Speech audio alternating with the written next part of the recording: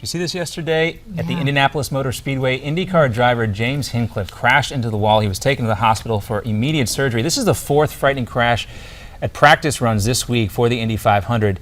And to get to the inside mind of drivers on the track, we turn now to psychologist and stress coach Dr. Terry Lyles. Terry, these drivers, what kind of personality do you have to have in order to travel around bends at 200 miles per hour, eventually knowing that there's a good chance you're going to be involved in some kind of high-speed accident?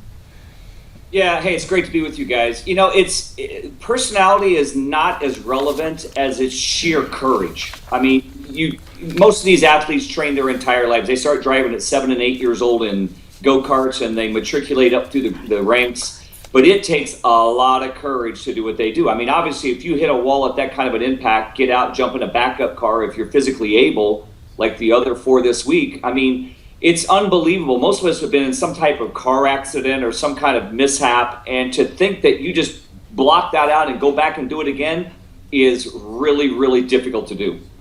All right, Terry, we know these accidents they're part of the job there, and I know you're in Indianapolis. You've been down to the track. Has there been a lot of discussion about these particular accidents this year? Terry, do we still have you? Terry, can you hear us? I can hear you, yes. Okay. I was just asking you the question. I know you've been down on the track. You're there in Indianapolis. Has there been any different discussion about these accidents, these four accidents this year as opposed to years in the past? Absolutely, and the reason is because they have different aero packages on the car right now. So they've tried to make the car safer every year. IndyCar is always about safety first and speed second. So we actually had a shutdown the other day of 3 hours, and they slowed the cars down because of the four crashes before that.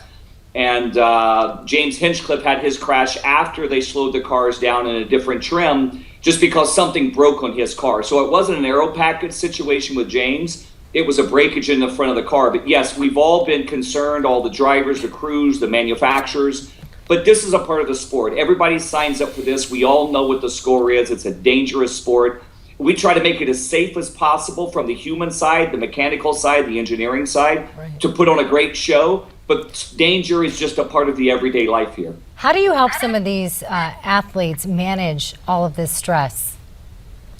Yeah, it's a great question. I mean, you really have to compartmentalize what you're doing. You have to shut out everything else around you. You can't think about your family. You can't think about what if. You lock in there knowing that this is your job. You're going to be the best you can be, and you stay on the cutting edge of, I just need to be fast and accurate.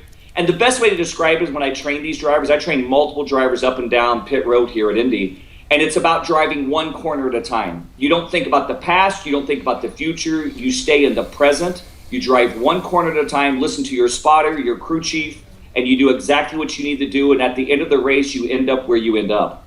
Yeah, it's a great annual tradition here in America. Every Memorial Day weekend, the Indy 500, we all grew up watching it here.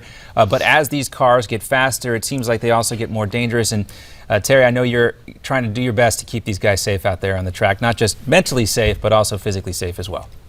Absolutely. Hey, I grew up here, so it's always good to come back here every year and be a part of this. And, you know, my goal is to keep these guys safe, to find out what makes them tick, share it to the public, and, you know, really help them perform at the highest levels. Right at the edge of out of control is the fastest you can be, and back it off just a little bit. That's why we all watch, right? Because of those exact factors Terry was talking about. Some good advice for anyone, whether you're in, in extreme sports. Take it one step at a time, one turn at a time, one day at a time. Great advice. Right. Dr. Terry Lyles, thanks for being with us. We appreciate it. Every day.